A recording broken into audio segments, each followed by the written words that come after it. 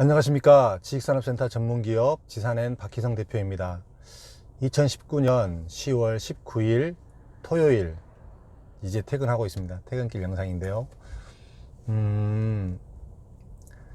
그 지식산업센터에서 실수요자, 실제 기업이 지식산업센터를 사용할 목적으로 지식산업센터를 분양을 받으실 때는 너무 금액을 따지지 마세요. 평당가를. 이제 의외로 그 오류에 빠지시는 분들이 많으신 것 같은데요. 그 평당가가 사실은 뭐 700만원, 800만원, 900만원, 1000만원 이렇기 때문에 보여지는 거는 물론 돈을 제가 뭐 이렇게 가볍게 여겨서 이렇게 이야기를 하는 게 아니라 보여지는 거는 굉장히 커 보이지만 실질적으로 그 대출 비율이 높음으로 인하여서 실제 내자금으로 비교해 봤을 때는 굉장히 큰 포지션이 아닙니다. 왜 실수요자가 그 지식산업센터를 선택할 때는 좋은 물건을 사야 되는지에 대해서 제가 좀 한번 이렇게 한번 예를 한번 들어드릴게요. 만약에 100평 물건을요, 100평 물건을 그 실제 수요로 써야 돼서 100평을 분양받는다고 한번 쳐볼게요. 근데 뭐 전용률이 50% 나오니까 뭐 50평짜리 쓰고 100평을 분양받아요. 그러면 평당 1000만원짜리 분양을 받는다고 치면 10억이고 평당 700만원짜리를 분양받는다고 치면 7억입니다. 10억하고 7억, 평당 1000만원하고 평당 700만원, 굉장히 차이가 크죠. 느낌상으로도 굉장히 크잖아요. 3억이라는 금액이 차이가 나기 때문에. 근데 이거를 내가 10억을 다 주고 내가 그 분양을 받는다는 개념이 아니고 10억 중에서 8억을 대출을 받고 2억을 내 돈이 들어가는 거고요. 7억 중에서 1억 4천이 내 돈이 들어가고 5억 6천을 대출받는, 그죠? 그 개념으로 보시면 굉장히 좋은 물건하고 안 좋은 물건하고 실질적으로 실입주금 차이는 6천만 원밖에 차이가 안 나는 거예요. 그쵸? 6천만 원밖에 차이가 안 나는데, 그러면 이자 비용도 한번 따져볼까요? 10억에 80%니까 8억의 대출을 받고 만약에 쉽게 계산해서 3%로 잡는다고 치면 38에 24, 2,400만원 연간 이자 비용이니까 한 달에 200만원이 이자 비용이잖아요. 7억에서 5억 6천을 대출을 받아서 똑같이 3%를 적용을 한다고 치면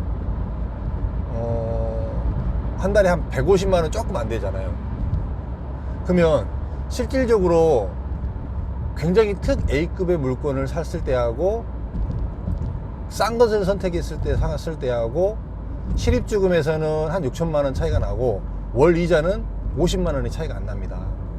그런데 이게 만약에 나중에 이제 회사를 그만두고 뭐 회사를 다른 데로 이전하고 이거를 매매를 하거나 임대사업을 한다고 가정했을 때 어떤 게 더 낫다라고 생각을 하세요?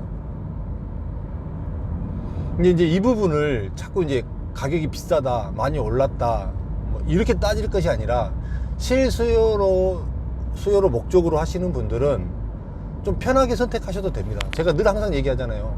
투자자들은 당장 수익하고 결정이 되기 때문에 민감하게 보셔야 되지만 실제 사용하는 투자자들 같은 개념에서는 그렇게 제가 봤을 때는 꼭 이렇게 싼 것만 찾아서 다닐 일은 아니라는 거예요. 이제 가산동에서 하나를 예를 들어 드릴게요.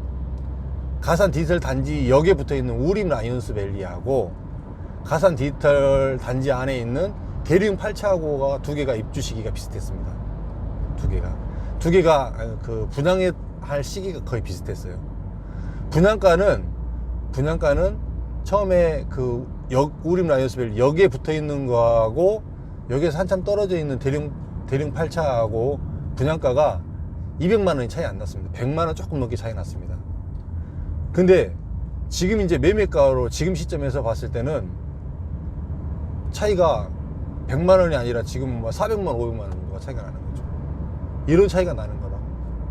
그래서 기왕이면은 좋은 물건을 선택을 하는 게 나중에 그 황금성, 내가 돈으로 바꿔서 나오기도 편한 부분이고요.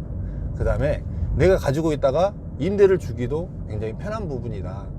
근데 여기서 자꾸 금액을 눈에 보이는 외형이 크기 때문에 이렇게 좀 싼 거를 선택하려고 가는 부분이 꼭 맞지는 않다. 근데 이제 이렇게 또 반론을 제기하실 분도 계시죠. 야, 그러면은 뭐 어차피 뭐 빚으로 샀는데 어차피 갚아야 될 상황도 되지 않느냐라고 이야기. 갚아야 되죠. 근데 일반 임대사업자들은 이제 그 연장하기도 사실상 더 쉽지 않을 수도 있지만은 실제 사업을 하는 회사 같은 경우에는 대출 연장하고 이렇게 상환을 많이 하지 않고도 얼마든지 연장하면서 끌고 갈 수 있는 여력이 훨씬 많아요. 일반 임대 투자자들보다. 그래서 제 개인적인 생각으로는 실제로 지식산업센터를 이렇게 실입주로 하실 분들은 좀 좋은 지식산업센터를 선택해서 들어가시는 게 맞다고 생각합니다. 항상 저는 지론이 그렇게 이렇게 이야기를 드렸고요. 이제 이 부분을 이렇게 일반적인 관점으로 봤을 때 이렇게 대표님들이 좀 이렇게 전체적인 외형을 많이 따지시는 것 같아요.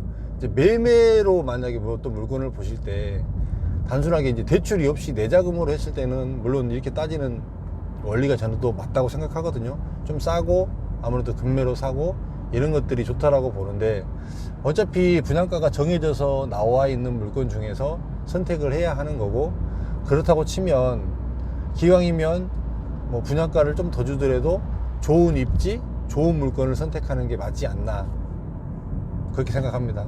제 생각이고요.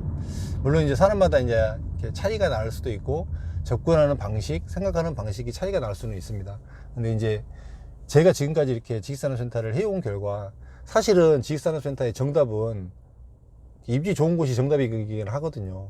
그렇게 좋은 곳들이 많이 리스크도 없이 오래 갈 수 있고 충분히 가치를 발휘할 수 있는 거기 때문에 실수요로 사시는 분들이라면 조금은 이렇게 좋은 물건에 대해서 주저하지 마시고 투자하는 게 맞다라고 생각이 됩니다. 오늘은 이 부분을 좀 이야기를 드려야 될 것 같아서 가다가 이렇게 일부러 또 영상을 켰습니다. 오늘 토요일인데 우리 집에서 아들이 빨리 오라고 지금 난립니다. 전화가 지금 한 5번 왔는데 사실 다음 주에 지금 이제 좀 중요한 PT가 좀 있어서 자료를 만들어야 돼서 사실 아직 다 마무리를 못 했거든요. 그래서 내일 또 조금 더 손을 봐야 되고 다음 주 월요일, 화요일까지 지금 집중해서 좀 일을 해야 될 것 같아서 조금 이렇게 집중하고 있습니다. 여러분들 주말 잘 보내시고요. 건강한 또 이렇게 내일도 날씨도 좋을 것 같으니까 잘 보내시기 바라겠습니다. 감사합니다.